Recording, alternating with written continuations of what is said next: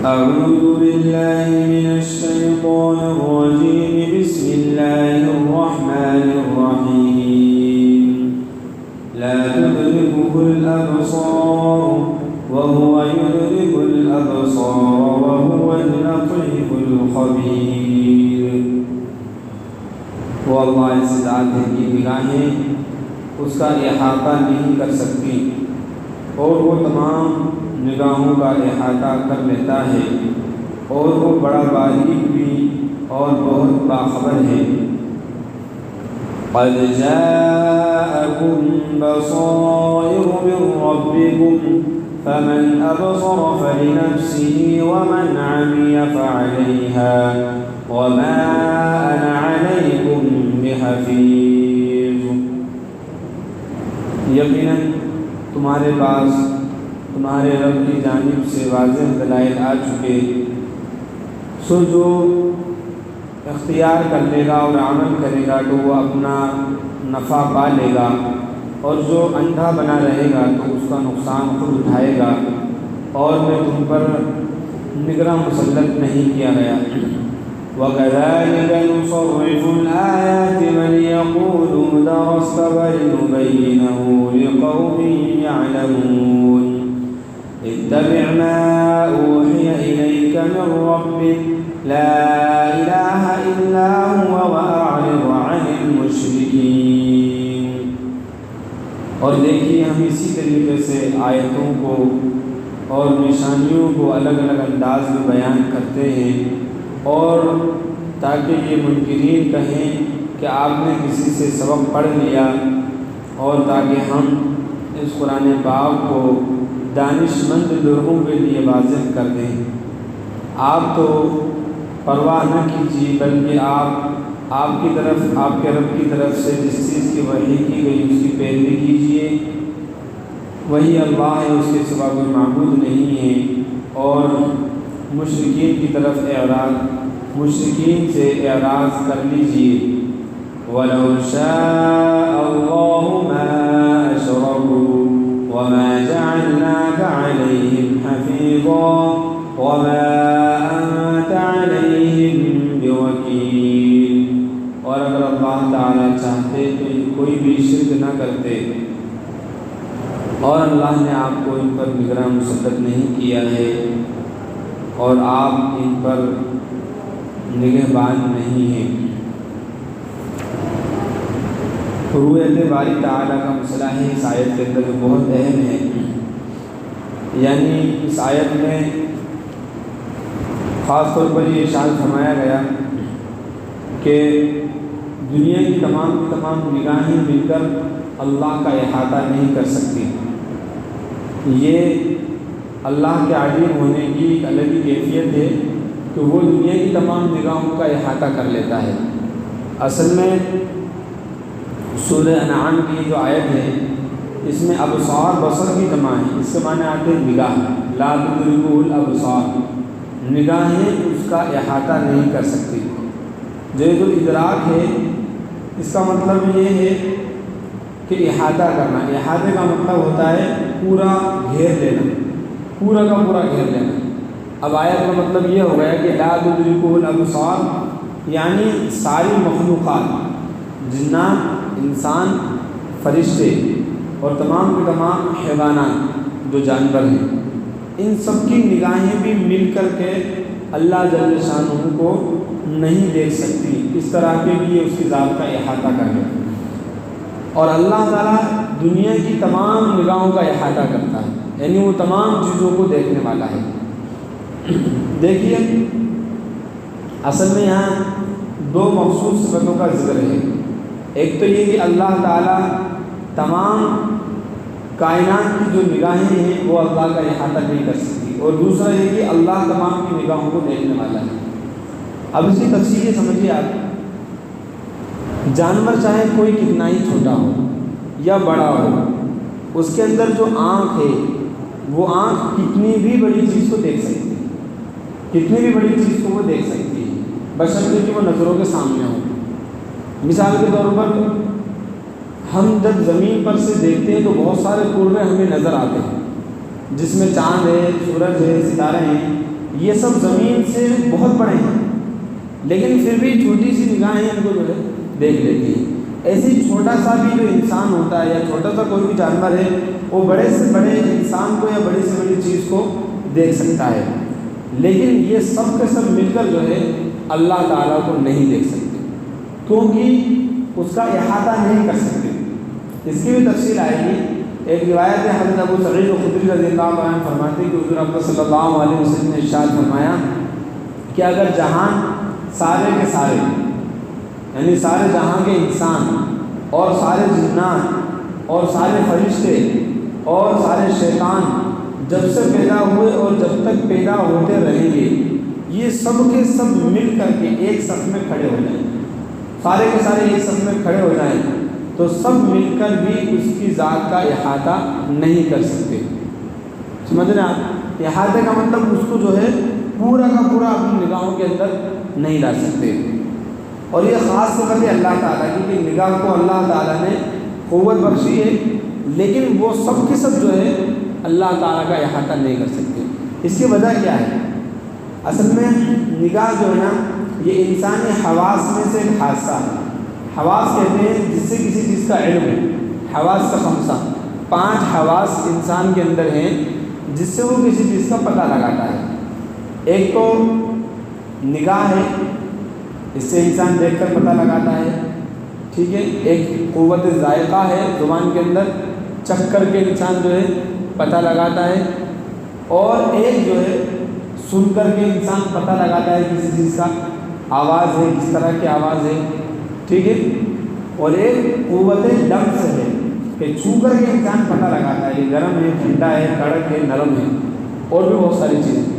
اور ایک انسان کی عقل ہے کہ اس کے ذریعے سے انسان جو ہے بہت سی چیزوں کو پہچانتا ہے۔ ان کو حواس سے خمسہ کہا جاتا ہے۔ یہ چیزیں جو ہیں پانچوں کے پانچوں مل کر کے محسوس چیز کا احاطہ کر سکتی ہیں، یعنی محسوس چیز کا اندازہ لگا سکتی ہیں۔ جو چیز غیر محسوس ہے، یعنی جس کا احساس ہی نہیں کیا جا سکتا، اس کا یہ اندازہ نہیں لگا سکتی۔ حق تعالیٰ کی ذات پاک کو عقل اور وہم کے احاطے سے بھی بالا تر ہے، تو اس کا علم حاسِ بصر سے ہم کیسے حاصل کر سکتے ہیں؟ نہیں سمجھے آپ؟ 5 حواس ہے نا، نگاہ ہے، ٹھیک ہے، ایسے ہی ایک سونگنا ہے، ایک دیکھنا تو آ گیا، ایک چھونا ہے، ایک زبان کا ہے، ایک سننا ہے، یہ سب مل کر کے جو ہے 5 حواس ہیں۔ لیکن اللہ تعالیٰ حواس سے بالا تر ہے، تو پھر نگاہ سے اس کا احاطہ کیسے ہو سکتا ہے؟ نہیں ہو سکتا۔ اللہ کی ذات جو ہے اتنی ہی بڑی ہے کہ اس کا احاطہ دنیا کی تمام نگاہیں نہیں کر سکتی۔ ایک انسان کی نگاہ نہیں، تمام انسانوں کی نگاہیں، اور تمام جنات کی، اور تمام فرشتوں کی، اور شیطان بھی، چونکہ وہ بھی محسوس کرنے والا جانور ہے، کسی کی بھی نگاہیں، سب کی نگاہیں ایک ساتھ مل کر بھی اللہ کا احاطہ نہیں کر سکتی۔ کیوں؟ کیونکہ اللہ ایسا ہی ہے کہ تو دل میں تو آتا ہے، سمجھ میں نہیں آتا۔ اللہ کیا ہے؟ دل میں تو آتا ہے لیکن سمجھ میں نہیں آتا، بس جان گیا میں کہ تیری پہچان یہی ہے۔ یعنی دل میں تو آ سکتا ہے وہ، لیکن ہماری نگاہ کے اندر یا ہماری سمجھ میں نہیں آ سکتا۔ اللہ تعالیٰ کی جتنی بھی صفات ہیں سب کی سب غیر محدود ہیں، ساری صفاتیں اس کی غیر محدود ہیں، اور انسانی حواس، عقل، خیال، یہ سب کے سب محدود ہیں۔ محدود کا مطلب ہوتا ہے لمیٹیڈ، اور غیر محدود کا مطلب ہوتا ہے ان لمیٹیڈ۔ یعنی اللہ کی جتنی بھی صفات ہیں وہ سب ان لمیٹیڈ، مطلب ان کا کوئی حد نہیں ہے، ان کا کوئی احاطہ نہیں ہے۔ اور انسان کی جتنی بھی چیزیں ہیں یہ سب محدود ہیں، لہذا انسان کی کوئی بھی چیز جو ہے اللہ تعالیٰ کی کسی بھی چیز کا یا کسی بھی صفت کا ادراک نہیں کر سکتی۔ اسی وجہ سے ایک زمانے میں کوئی بڑے بڑے فلاسفر آئے اور انہوں نے بڑی زندگیاں لگا دی، تحقیق کی، صوفیوں نے اللہ کے بارے میں بہت کچھ تحقیقات کی، لیکن آخر میں جو ہے وہ سب حیران اور پریشان ہو کر کے اس پر متفق ہوئے کہ ذات باری تعالیٰ کی ایسی حقیقت ہے جس کو کوئی پا نہیں سکتا۔ اور ہے بھی یہ، دیکھو معبود ایسا ہی ہونا چاہیے کہ جس تک یا جس کا احاطہ مخلوق نہیں کر سکتی۔ اگر کوئی معبود ایسا ہے کہ آپ اس کو دیکھ بھی سکتے ہیں یا آپ اس کو اٹھا کر کے ادھر سے ادھر رکھ سکتے ہیں، تو آپ کے دل میں وہ عظمت اس کی نہیں آ سکتی جو ایک معبود کے آنا چاہیے۔ اگر کوئی آپ سے کہے کہ آپ کا رب کیسا ہے، آپ اس کی تصویر بنا دو، آپ اس کی ایک تصویر بنا دو، نہیں بنا سکتے، کیونکہ تصویر میں کوئی چیز آنے کے بعد محدود ہو جاتی ہے، کوئی بھی چیز تصویر میں آنے کے بعد محدود ہو جاتی ہے، اس کا حسن محدود ہو جاتا ہے، اس کی ہر چیز محدود ہو جاتی ہے، لیکن جو احاطے سے باہر ہے، وہ جو کہ لامحدود ہے، تو وہ احاطے میں نہیں آ سکتی۔ اب اس کو آپ بھی سمجھیے کہ دوسرا مسئلہ آیا رؤیت باری تعالیٰ کا، اس آیت سے ایک مسئلہ نکلتا ہے رؤیت باری تعالیٰ۔ رؤیت باری تعالیٰ کا مطلب رؤیت کے معنی آتے ہیں دیکھنا، یعنی اللہ تعالیٰ کو دیکھنا۔ کیا انسان اللہ تعالیٰ کو دیکھ سکتا ہے؟ انسان کو اللہ کی زیارت ہو سکتی ہے یا نہیں ہو سکتی؟ یہ ایک اہم مسئلہ ہے، ہمارے دلوں تو کوئی خیال نہیں آیا ہوگا، لیکن فقہاء کے یہ مسئلہ بہت بحث والا ہے کہ نگاہ مطلب کوئی انسان اللہ کی زیارت کر سکتا ہے یا نہیں کر سکتا۔ تو تمام اہل سنت و جماعت اور تمام علماء کا یہ عقیدہ ہے اس میں کہ عالم دنیا کے اندر حق تعالیٰ کی ذات کا مشاہدہ اور اس کی زیارت یہ نہیں ہو سکتی، کوئی بھی انسان نہیں کر سکتا، نہ کوئی نبی کر سکتا ہے، نہ ہی کوئی عام انسان کر سکتا ہے۔ اسی وجہ سے حضرت موسیٰ علیہ السلام نے ضد کی کہ اللہ تعالیٰ مجھے آپ کو دیکھنا ہے، ربی ارینی، میں آپ کو دیکھنا چاہتا ہوں، تو اللہ نے یہی ارشاد فرمایا کہ لن ترانی، تم مجھے نہیں دیکھ سکتے۔ لیکن پھر جب جو ہے بہت اصرار کیا تو فرمایا کہ بشر کی کیا مجال ہے کہ وہ اللہ تعالیٰ کو دیکھ لے۔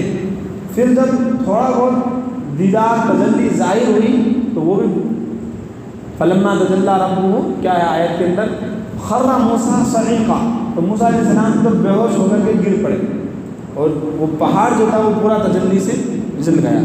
یہ ایک ذرا سی جھلک، باریک سے بھی باریک جو ہے ایک ادنا سی جھلک تھی۔ موسیٰ علیہ السلام اتنے عظیم قوا کے مالک تھے، اتنے بڑے عظیم جو ہے پیغمبر تھے، اس کے باوجود بھی وہ اللہ کو نہیں دیکھ پائے۔ تو کوئی بھی جو ہے انسان دنیا کے اندر رہ کر کے اللہ کا دیدار نہیں کر سکتا۔ کیوں؟ کیونکہ انسان اور انسان کی تمام چیزیں محدود ہیں اور اللہ لامحدود ہیں، وہ غیر محدود ہیں، لہذا کوئی کمبینیشن بنتا ہی نہیں ہے، آپس میں کوئی جوڑ ہی نہیں بنتا، لہذا وہ چیزیں جو ہے نہیں دیکھ سکتے۔ جیسے کہ کوئی انسان سے کہے کہ آپ ہوا کو دیکھ کر کے بتائیے، تو ہوا کو انسان دیکھ سکتا ہے کیا؟ نہیں دیکھ سکتا۔ اب چاہے کسی کی نگاہیں کتنی تیز کیوں نہ ہو، وہ نہیں دیکھ سکتا تو نہیں دیکھ سکتا۔ لیکن مسئلہ یہ ہے کہ آخرت کے اندر کیا اللہ کو انسان دیکھ سکے گا؟ وہاں اللہ کا دیدار ہوگا یا نہیں ہوگا؟ تو خود اس بارے میں قرآن کریم کے اندر آیتیں موجود ہیں۔ اللہ نے ارشاد فرمایا وجوہ یومئذ ناظرہ الی ربہا ناظرہ، کہ بہت سے چہرے قیامت کے دن ہرے بھرے ہوں گے، حشاش بشاش ہوں گے، تر و تازہ ہوں گے اور اپنے پروردگار کا دیدار کر رہے ہوں گے۔ تمام مومنین کو یہ زیارت نصیب ہوگی، البتہ کفار اور مشرکین جو ہوں گے وہ اس دن بھی اللہ تعالیٰ کی زیارت سے محروم رہیں گے، اللہ کی زیارت وہ آخرت میں بھی نہیں کر سکتے۔ قرآن پاک نے ارشاد فرمایا 30ویں پارے میں کلا انہم عن ربہم یومئذ لمحجوبون، کہ ہرگز نہیں یہ لوگ جو ہے اپنے رب کی زیارت سے محروم رہیں گے۔ وہ کافرین کو زیارت سے محروم رکھا جائے گا، مومنین زیارت کر لیں گے۔ تو اس سے پتہ چلا کہ یہ بہت بڑی نعمت ہوگی، ہے نا، بہت بڑی نعمت ہوگی۔ اگر یہ نعمت نہیں ہوتی تو ان کو محروم کرنے سے کیا نقصان ہوگا اور مومنین کا کیا فائدہ؟ تو یہ بہت بڑی ایک نعمت ہوگی، اور آخرت میں اللہ تعالیٰ کا دیدار مختلف جگہوں پر ہوگا۔ ایک تو میدان محشر میں بھی ہوگا، اس کے بعد جو ہے جنت کے اندر بھی ہوگا، بلکہ رسول پاک صلی اللہ علیہ وسلم نے ارشاد فرمایا کہ تم سب لوگ جب تمام اہل جنت میں داخل ہو جائیں گے، تمام کے تمام، جس کا بھی پہلا آخر میں جیسا بھی فیصلہ ہوگا، تو حق تعالیٰ ان سے فرمائیں گے کہ جو نعمتیں تم کو دی گئی ہیں جنت کے اندر، ان نعمتوں سے تم خوش ہو، اس سے علاوہ کوئی اور نعمت تمہیں چاہیے؟ تو سب کہیں گے اللہ اتنی ساری نعمت آپ نے دے دی، سب سے بڑی بات یہ کہ آپ نے جہنم سے بچا کر کے ہمیں جنت میں پہنچا دیا، اب اس کے بعد ہمیں کیا نعمت چاہیے؟ اب ہمیں کوئی اور نعمت کی پرواہ نہیں ہے۔ اس وقت حجاب درمیان سے ہٹ جائے گا، حجاب جو ہوگا جو پردہ ہوگا مومنین کے درمیان میں اور باری تعالیٰ کے درمیان میں وہ پردہ ہٹ جائے گا اور پھر سب کو اللہ تعالیٰ کی زیارت نصیب ہوگی۔ اور جنت کی ساری نعمتوں سے بڑھ کر یہ نعمت ہے، جنت کی جتنی بھی نعمتیں ہیں ان سب نعمتوں میں سب سے بڑی نعمت کیا ہوگی؟ اللہ کا دیدار نصیب ہو جائے گا۔ یہ صحیح مسلم کی حدیث ہے جو صہیب رضی اللہ تعالیٰ عنہ سے منقول ہے، بلکہ ایسا بھی نہیں ہے کہ وہاں پہ ہر کسی کو زیارت ہو جائے گی، زیارت تو ہوگی لیکن اعمال کے اعتبار سے کچھ لوگوں کو ایک ہی مرتبہ زیارت نصیب ہوگی، کسی کو کچھ دنوں کے بعد ہو جائے گی، بہت سے لوگوں کو ہر مہینے، کسی کو ہر ہفتے، اور بڑے خوش نصیب رہیں گے وہ نیک لوگ جن کو روزانہ جو ہے اللہ کی زیارت نصیب ہو جائے گی۔ صحیح بخاری کی حدیث ہے، حضور پاک صلی اللہ علیہ وسلم نے ارشاد فرمایا، ایک صحابی فرماتے کہ ایک رات چاند کی چاندنی میں حضور تشریف فرماتے، آپ بیٹھے تھے، حضور پاک صلی اللہ علیہ وسلم کے ساتھ صحابہ کا مجمع بھی بیٹھا ہوا تھا اور سب کے سب چاند کو دیکھ رہے تھے۔ بخاری شریف کی روایت ہے، تو آپ نے حضور پاک صلی اللہ علیہ وسلم نے ارشاد فرمایا کہ چاند کو دیکھو، تم دیکھ رہے ہو؟ کہاں؟ سب نے کہا دیکھ رہے ہیں۔ فرمایا کہ اسی طرح سے تم کھلی آنکھوں سے، جس طرح چاند کو دیکھ رہے ہو، اپنی کھلی آنکھوں سے جو ہے اللہ تعالیٰ کا دیدار کرو گے اور اللہ تعالیٰ کو دیکھو گے۔ ترمذی شریف میں بھی ایک روایت ہے، حضرت عبداللہ ابن عمر رضی اللہ تعالیٰ عنہ سے منقول ہے کہ اللہ تعالیٰ جن لوگوں کو جنت میں خاص درجہ عطا فرمائیں گے ان کو روزانہ صبح اور شام اللہ کی زیارت نصیب ہوگی، لیکن یہ تمام جنتیوں کو نہیں ہوگی، بلکہ جنتیوں میں جو بڑے درجے کے ہوں گے، اسپیشل لوگ ہوں گے، خاص ہوتے ہیں نا ہر جگہ، کچھ لوگ وی آئی پی ہوتے ہیں، کچھ اور کیا ہوتے ہیں، اور وی آئی پی ہوتے ہیں نا، اور کچھ اور اسپیشل رہتے ہیں، الگ الگ طرح سے رہتے ہیں، تو جنت میں بھی ایسے درجے دیے جائیں گے۔ اب کسی کو یہ سوال نہیں ہونا چاہیے کہ اب یہ کون سی بات ہے جنت میں بھید بھاؤ ہوگا؟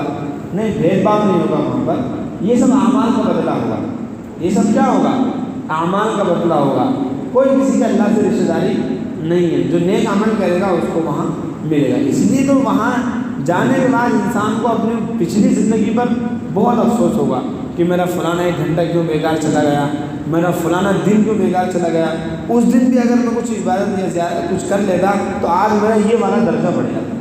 بہت سے انسان کو لگتا ہے کہ ہم نماز پڑھ رہے ہیں اور اپنا کام وام کر رہے ہیں اور ہم اپنے حساب سے اپنا کام کر لیتے ہیں، جماعت کے کام بھی کرتے ہیں اور سارے کام بس بہت ہے، تو اب کیا ہے، اور تو کچھ بھی نہیں کر رہے دوسرے تو یہ انسان کی بس کبھی نہیں ہو سکتی۔ نیک اعمال کے سلسلے میں اللہ والے جو ہے فنا ہو جاتے ہیں، لیکن کبھی ان کی بس نہیں ہوتی، جو اس میں جو جتنا آگے بڑھتا ہے وہ بڑھتا ہی چلا جاتا ہے۔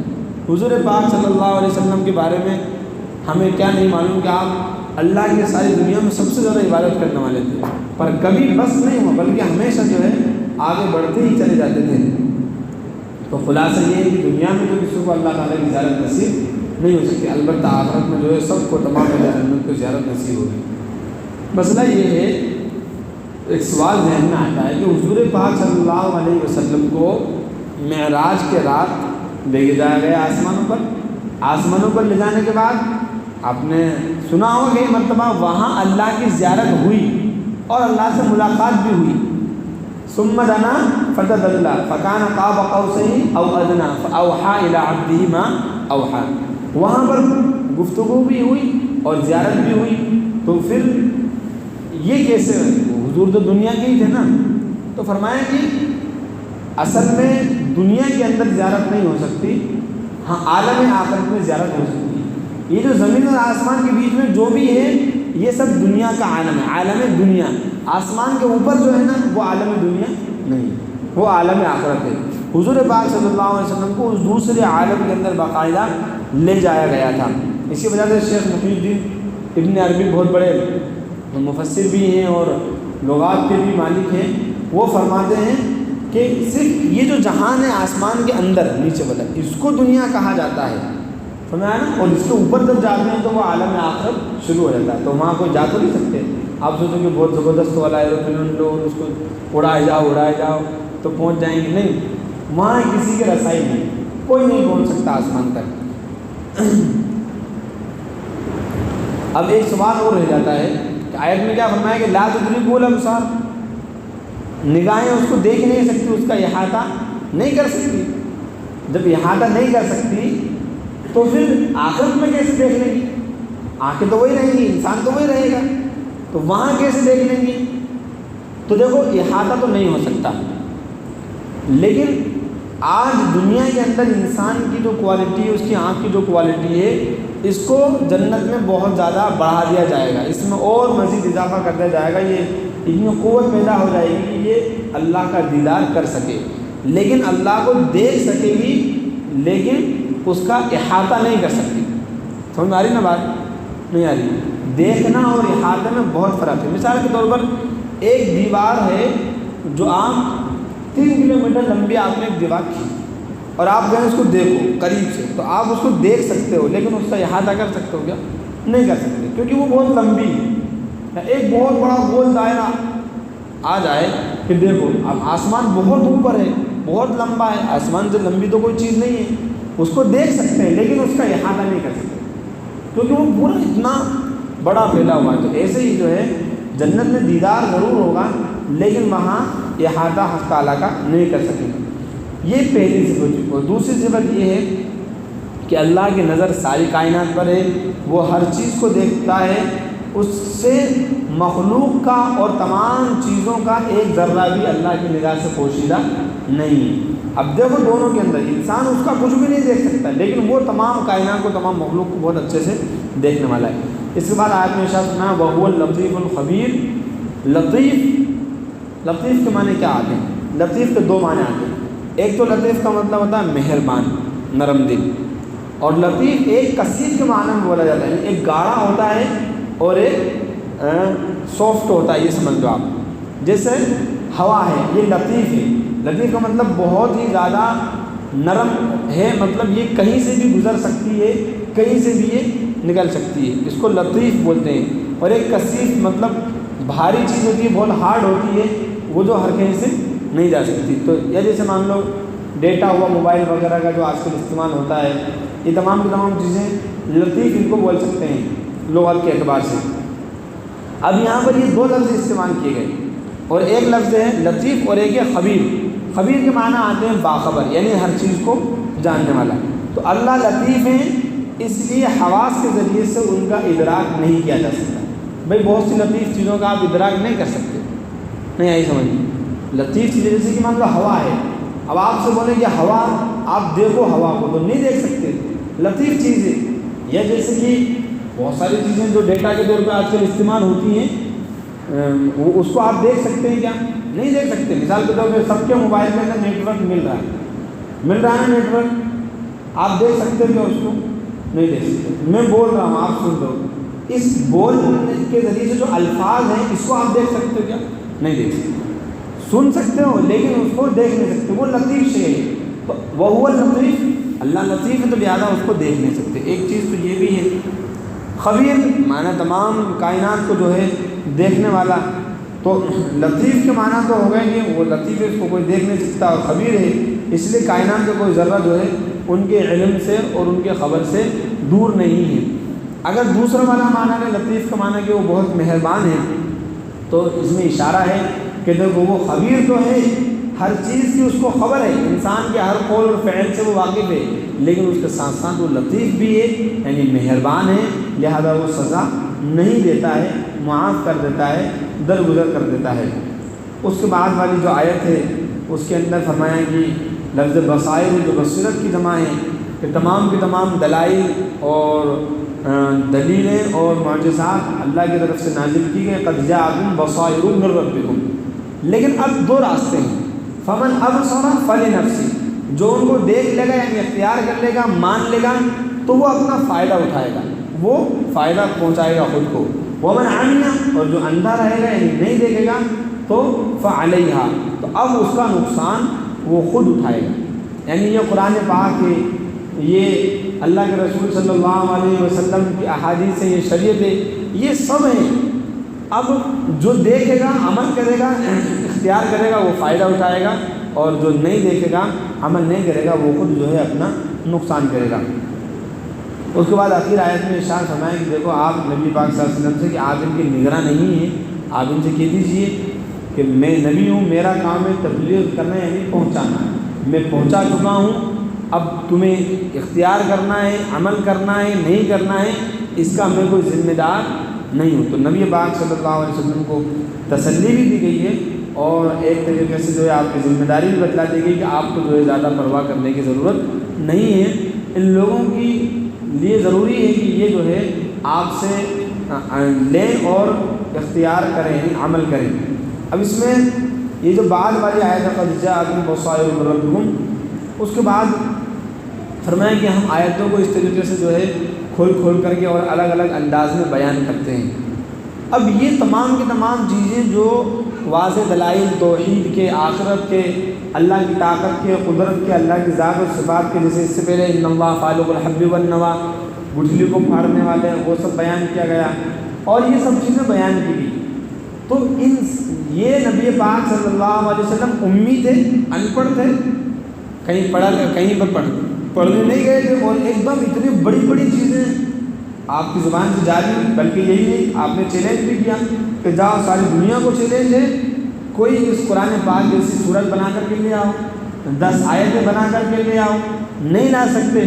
جب کوئی بھی نہیں لا سکتا تو اتنی عجیب و غریب چیزیں ان پڑھ آدمی سے جب آئی تو ویسے ہی جو ہے حضور کے قدموں میں گر جانا چاہیے تھا کہ یقیناً آپ جو ہے اللہ کے پیغمبر ہیں اور اللہ آپ کے پاس یہ تمام کے تمام حقائق اور یہ چیزیں القاء کرتے ہیں، وحی کرتے ہیں۔ لیکن وہ اور الٹے جو ہے گمراہی کے اندر پڑ گئے اور انہوں نے کیا کہا، وَلِيَقُولُوا دَرَسْتَ، کہ آپ تو کسی سے پڑھ کر کے آ گئے، آپ نے کسی سے سبق پڑھ لیا۔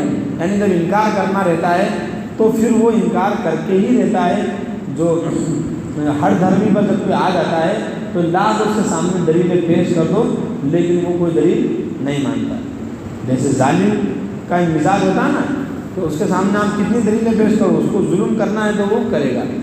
بگڑتی ہے جب ظالم کی نیت تو نہیں کام آتی دلیل و حجت۔ اب آپ کتنے بھی دلیل دے دو، کتنے بھی کاغذات دکھا دو، کتنے ڈاکومنٹس لا دو، لیکن جب ظالم کی نیت بگڑے گی تو وہ تو اس کا ظلم کرتا رہے گا۔ تو ایسے جو ہر دھرم لوگ ہوتے ہیں ان کو کتنی باتیں بتلائی جائیں، سمجھائی جائیں، وہ جو ہے ماننے کے لیے تیار نہیں ہوتے۔ اللہ تعالی ہم سب کو عمل کرنے کی توفیق عطا فرمائے۔